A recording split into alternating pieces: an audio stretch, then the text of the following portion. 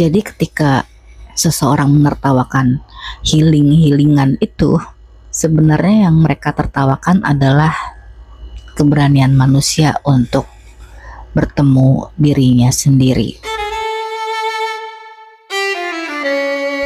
Gelombang healing yang muncul beberapa tahun belakangan ini sebetulnya bukanlah sekedar tren pop seperti gaya hidup yang datang dan pergi, tapi ia adalah respon kolektif terhadap luka sosial dan eksistensial yang sudah lama menumpuk, dan juga luka akibat relasi kuasa yang timpang, juga sistem ekonomi yang menekan dan ketidakadilan gender, bahkan trauma yang diwariskan turun-temurun tanpa pernah disadari. Dalam konteks spiritual, proses itu bukan hal yang baru.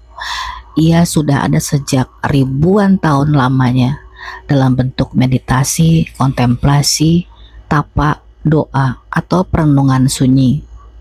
Semua itu adalah proses penyembuhan atau disebut sebagai healing. Hanya istilahnya saja kini terasa lebih modern dan lebih populer.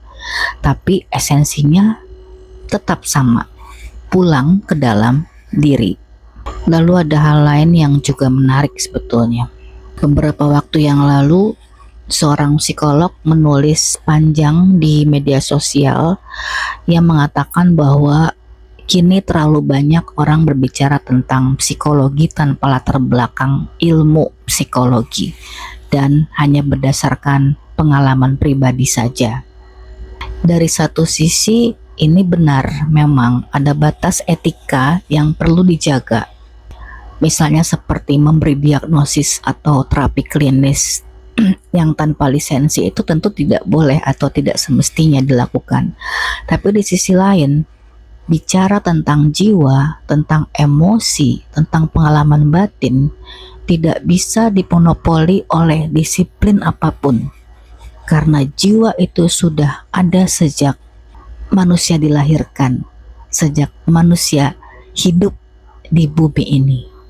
Jadi jiwa itu adalah ranah yang universal, bukan institusional.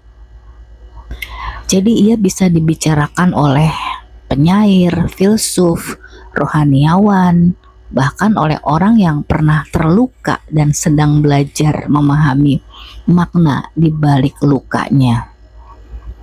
Ilmu psikologi adalah alat penting, sangat penting, tapi bukan satu-satunya jalan menuju pemahaman diri. Karena pengalaman hidup pun adalah laboratorium batin yang sangat nyata.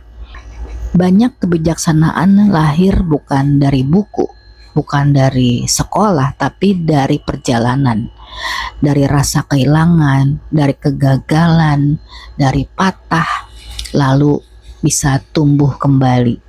Dan ketika seseorang berbicara tentang healing atau trauma dari pengalaman pribadinya, itu bukan karena dia ingin menjadi psikolog, tapi karena dia ingin menuturkan kebenaran eksistensialnya, yaitu sesuatu yang secara sah disebut sebagai kemanusiaan. Maka kalau boleh saya simpulkan, healing itu bukan tren. Ia adalah tanda bahwa kesadaran manusia sedang tumbuh. Dan bicara tentang jiwa bukan hak eksklusif siapapun, melainkan ekspresi manusia yang sedang berproses menjadi utuh.